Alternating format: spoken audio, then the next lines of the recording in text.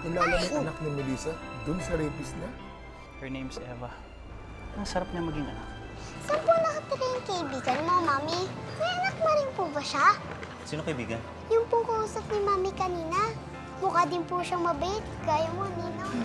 Bakit di mo imbitay sa kasal natin? Ayoko nang balikan ng buhay ko sa States. Malungkot, miserable. Kasi hindi kita kasama, Melissa. Hindi ko kaya mawala ka pa ulit sa akin. Magiging akin ka ulit, Melissa. Wala nang dahilan para gawin mo to, Roberto. Meron, Melissa. Dahil hanggang ngayon, mahal pa rin kita.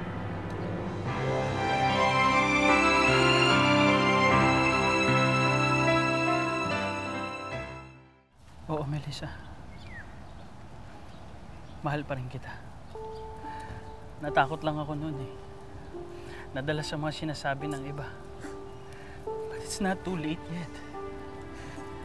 Alam mo, hindi na pwede yung sinasabi mo, Roberto. Ikakasal na ako. Wala akong pakialam, Melissa. Ano bang gusto mong gawin ko para mapatawad mo ko? Gusto mo bang lumuhod ako sa'yo? Tigilan mo na ako. Yun ang gusto ko. Umalis ka na! Hindi.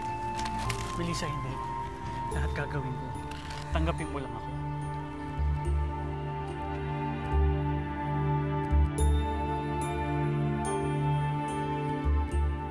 Para na talaga kitang daddy, Ninong.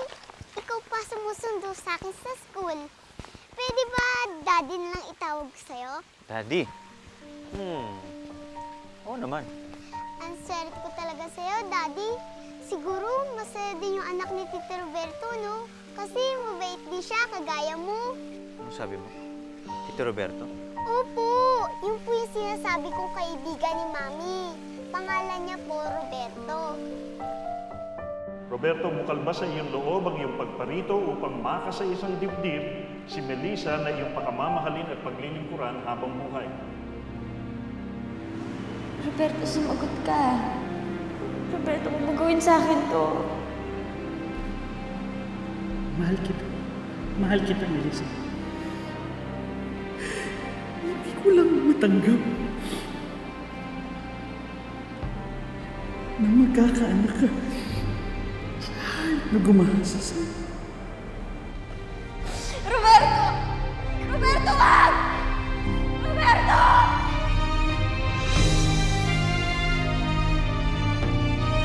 Daddy, bakit po?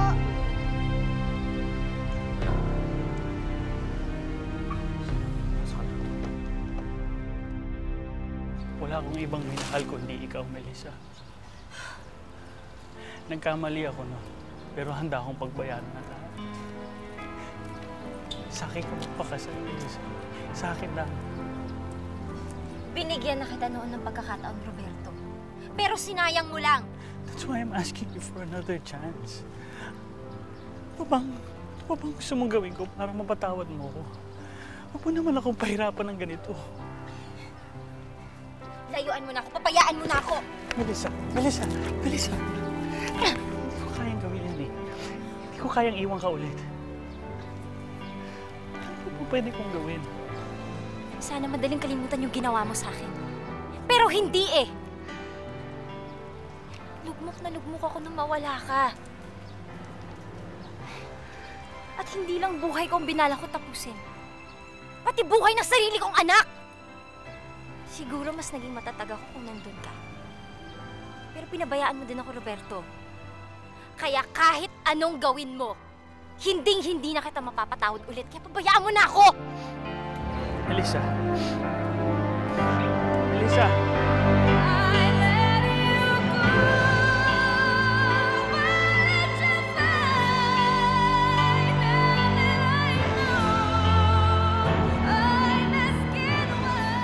Sinabi ni Roberto na mahal ka pa niya. Talagang 5 taon siya nag-isip, ha? Para ma-realize niya yun. Ang talino niya, ha? Iwan ko ba dun? Kahit lumuhod pa siya sa harapan ko, hindi ko na siya mapapatawad. Eh, dapat lang hindi mo patawarin yung taong yan. Dahil kung sa akin niya ginawa yun, tuwing magkikita kami, may black eye siya. Alam mo ka, Hindi ko nga alam kung ginugulo pa niya ako ngayon eh.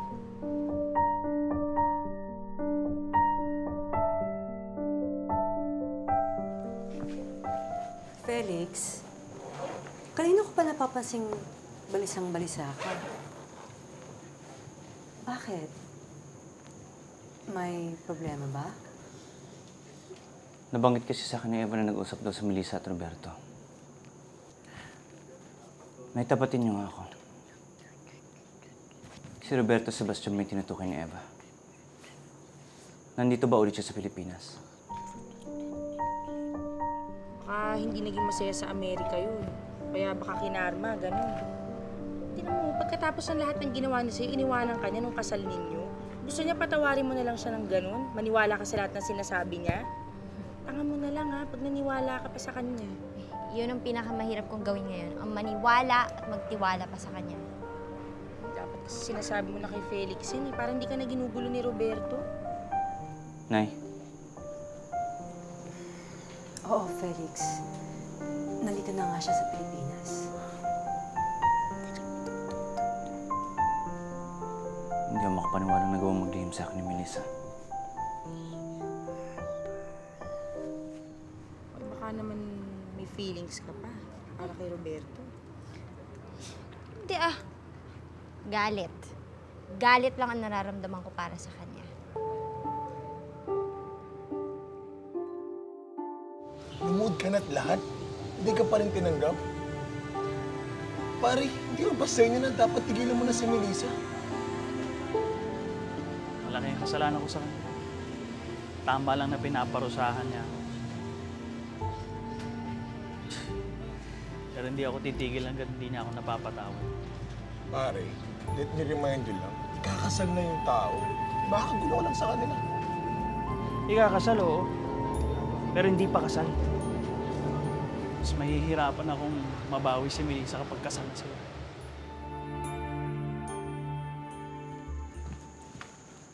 Felix, anong ginagawa mo dyan sa labas? Halika, pasok tayo. Kamusta na si Roberto? Kakausap pa ba kayo? Bakit mo nilihim sa akin na bumalik pa siya?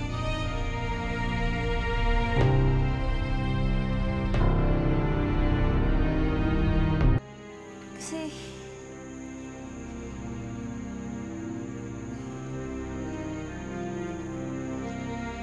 Kasi wala namang dahilan para ibalita ako sa'yo na bumalik siya eh. Dahilan? Dahil naging malaking bahagi siya ng buhay mo. Noon yun, Felix. Hindi na ngayon. O pero paano pag bumalik siya? Babalikan mo ba? Felix, hindi ganun kadali kalimutan yung ginawa niya sa akin. Hindi ko siya kaya patawarin. Pero bakit kailangan mo ilihim sa akin na bumalik pala siya? Na nagkita pala kayo? Ano, Melissa, mahal mo pa ba siya? Sagutin mo nga ako! Mahal mo pa ba si Roberto?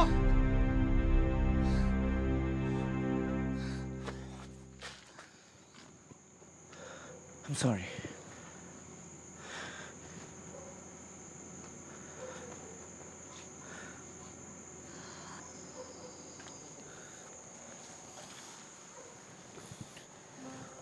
Felix, ikaw ang pakakasalan ko. Ikaw ang mahal ko. Sana maniwala ka naman sa akin.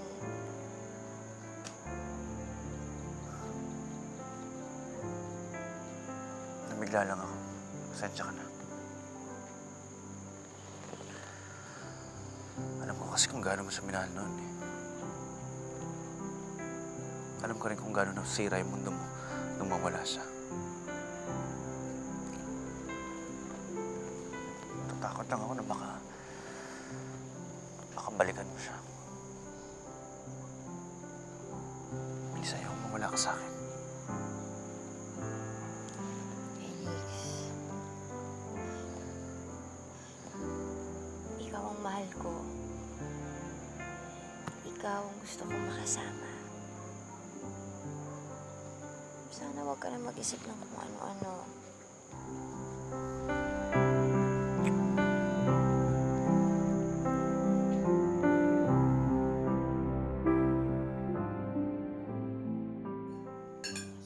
Mabuti na rin nalaman ni Felix na ginugulo kanyang si Roberto.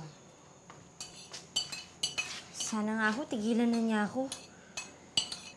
Eh, paano kung hindi? Nay, wala naman siya mapapala sa akin eh. At kahit ano pang mangyari, wag na wag ka nang maniniwala sa kanya, ha? Minsan ka nang iniwan yung Robertong yan. Wag mo na siyang bigyan pa ulit ng pagkakataon na gawin sa'yo yun.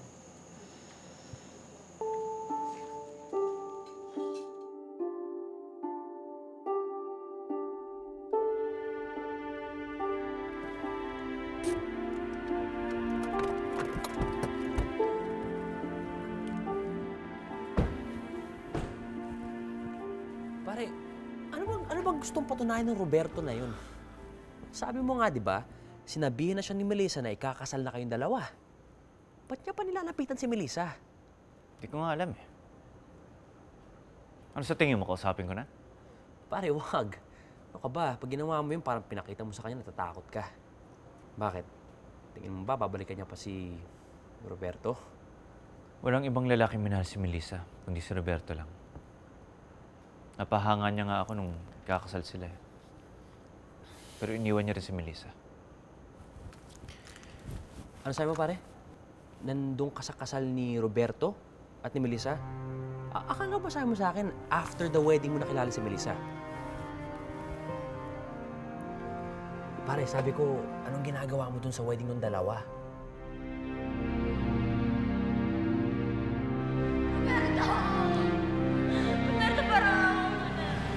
Sorry.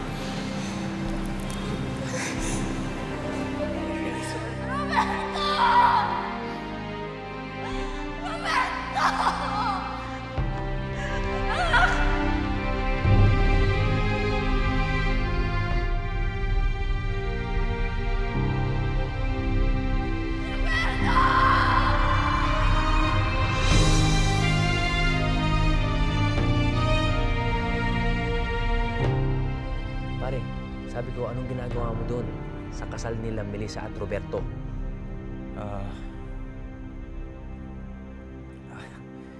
Si Amorcita kasi. Kilala siya ng pamilya ni Roberto. Imbitado siya sa kasal kaya sinama lang ako.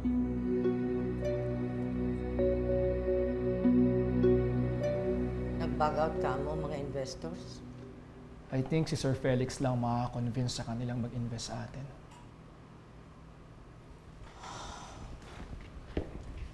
Excuse me, ma'am. Excuse me.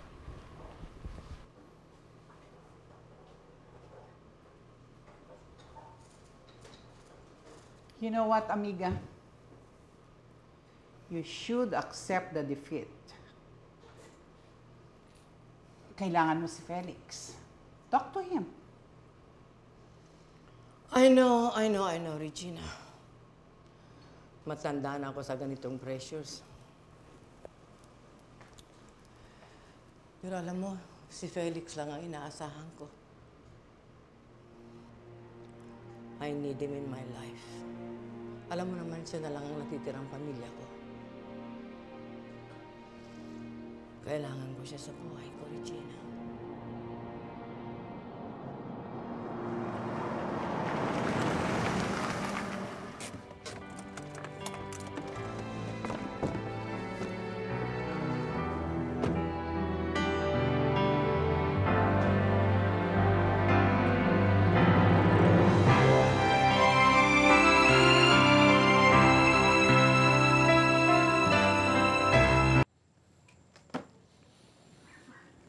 Ikaw si Roberto, di ba? And you're Felix? Melissa's fiancé? Ano ba bang kailangan mo sa kanya? Bakit mo siya ginugulo? Matagal na kami nagkahiwalay ni Melissa. Marami kaming hindi na pag-usapan. Marami akong pagkukulang sa kanya. Ayoko na siya magalit sa akin. Dapat inisip mo yun bago mo siya iniwan. Hindi ikaw ang pinuntahan ko rito. Nagkausap na kayo, di ba? Alam mo, ikakasal na kami. Ano ba kailangan mo sa kanya? Pwede ba tigilan mo na siya? Ikakasal kayo. Pero hindi pa kayo mag-asawa. Bakit di mo tanggapin na wala nang pakialam sa'yo si Melissa. Matagal ka na niyang kinalimutan.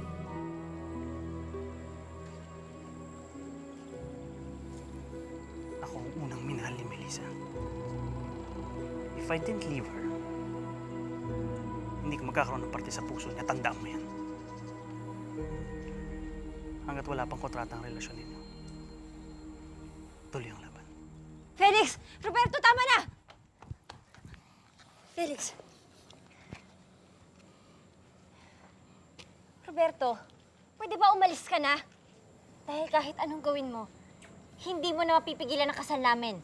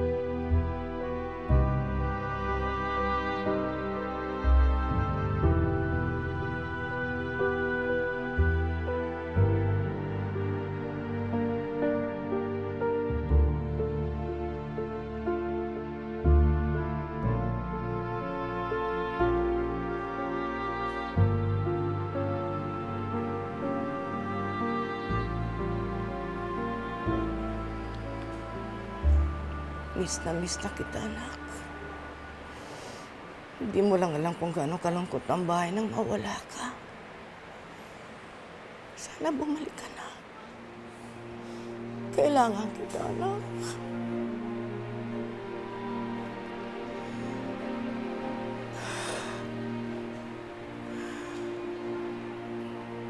Mahal na mahal kita.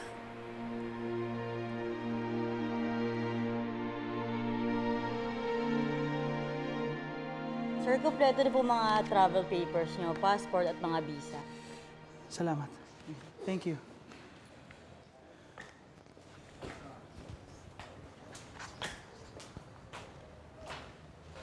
Pare, alis ka? Kailangan ko lang gawin to, Rico eh. Wala akong hindi gagawin para kay Melissa. So you're saying, nag-give up mo na siya? Buti naman nakapag-isip-isip ka ng tama, pare. Hindi na talaga para sa'yo si Melissa.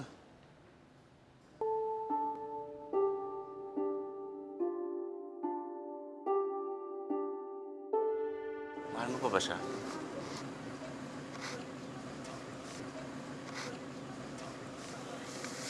Kung hindi ka niya iniwanan, siguro kayo mag-asawa ngayon. Kung confident siya, tatanggapin mo pa rin siya.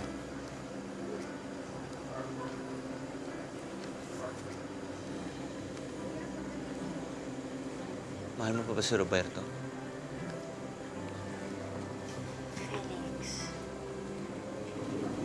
taon ang binilang ko bago kita sinagot. Bago ko ginawa yun, sinigurado kong burado na si Roberto sa puso ko. Meron man akong pagmamahal na natitira para sa kanya. Matagal nang napalitan niya ng galit.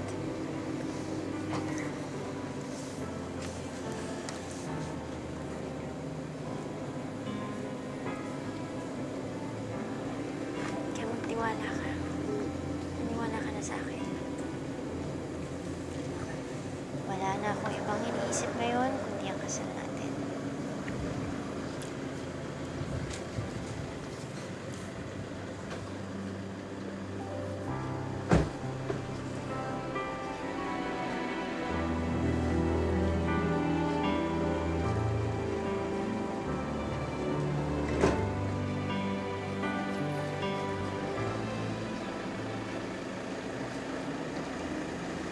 Pwede ko ba kayong makausap?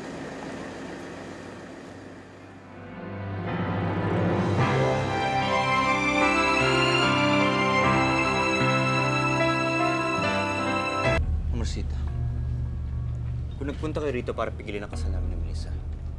Isa lang ang sasabihin ko sa inyo. Mahal ko si Melissa. And I will marry her whatever happens. Felix, hindi ako nagpunta rito para ilayo ka sa kanya. Pipigilin ang inyong kasal. Hindi mo lang alam kung gaano ka kalungkot sa mansyon. Araw-araw hinahanap kita doon. Pero naisip ko, mali ako. I was unfair to you and Melissa. Hindi ko man lang naisip na nagmamahalan kayo.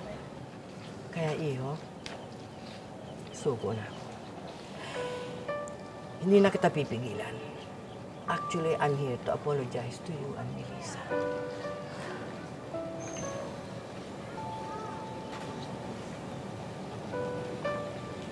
Come here.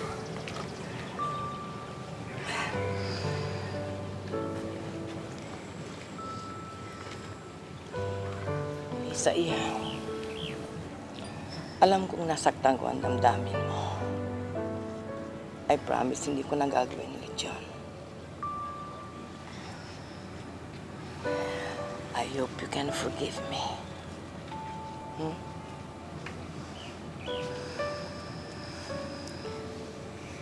Importante po kayo sa buhay ni Felix. At hindi kayo pwede mawala sa kasal namin. Hindi niyo po alam kung gaano niyo kami napasaya ngayon. Maraming salamat po sa pag-unawa. Felix is so lucky to have you. Thank you, Melissa. He's so lucky na nakahanap siya ng babaeng katulad mo. Mag-isa ka lang, Melissa.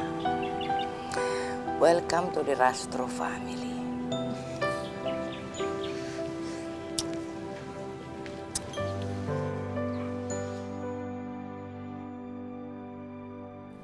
O paano, magkita na lang tayo sa Kapitolyo bukas. Sige po, Gob. Alis na po kami. Sige.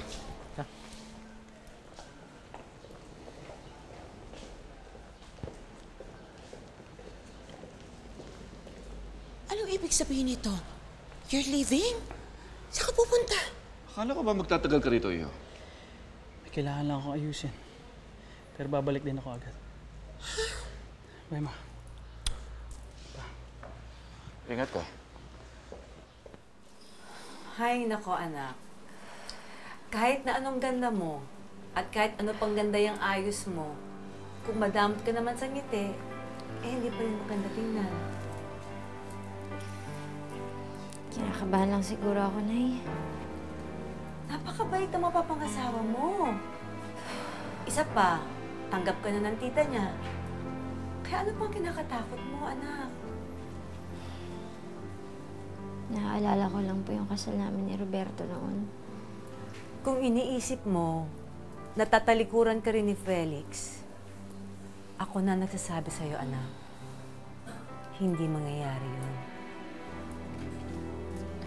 Alam ko naman po hindi magagawain sa akin ni Felix. Siguro, ganito lang talaga pakiramdam ng kinakasal. Nakabahan. Ganito rin naramdaman ko noon. Kay Roberto.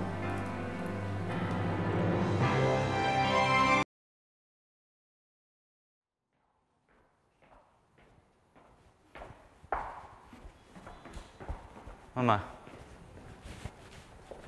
hindi naman libing ang pupuntahan natin, ah. Bakit malungkot yung mukha niyo? At bakit di pa kayo nakabihis? I can't believe that you're getting married. Mama, Parang kailan lang. Inaalagaan kita. Hindi ka makalakad na wala ko. And now you're getting married. Iiwan mo na ako. Mama, ikakasal ako. Hindi ako mamamatay. Walang magbabago sa atin kahit may asawa na ako. And I promise you that. Salamat, Iho. Alam mo naman, ikaw lang natitirang pamilya ko. Alam mo, Kung ilang linggo wala ka rito. Ang lungkot-lungkot. Ang hirap. Lungkot ng bahay. Paano pa kaya kung sa iba ka natitira?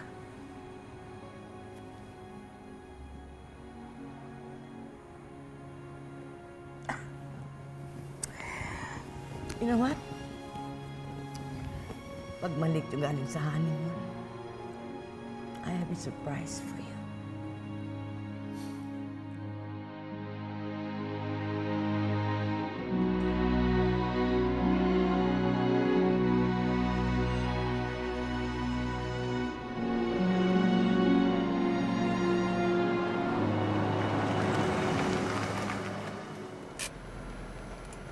Manong, bakit to tayo huminto? May bigla po kasing umarang eh.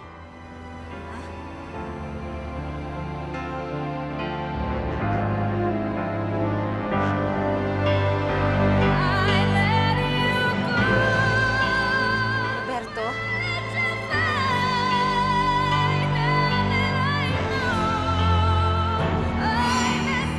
Saan ka kaibigan mo? Sorry, Felix. Hindi ko rin alam eh. Dito kasi ako dumiretso galing bahay. Ano kaya nangyari dun?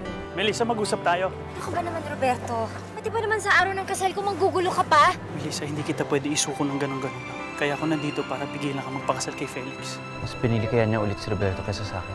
Felix, huwag kang mag-iisip ng ganyan ha. Mahal ka nun ni Melissa. Darating yun. Mas magiging masaya kapag kasama ako. Pinahayos ko na ang pag-alis natin. Isasama natin si Eva. Si Eva? Felix, are you sure Melissa's coming? Hindi ko makontak si Melissa. Handa na ako magsimula ng bagong buhay.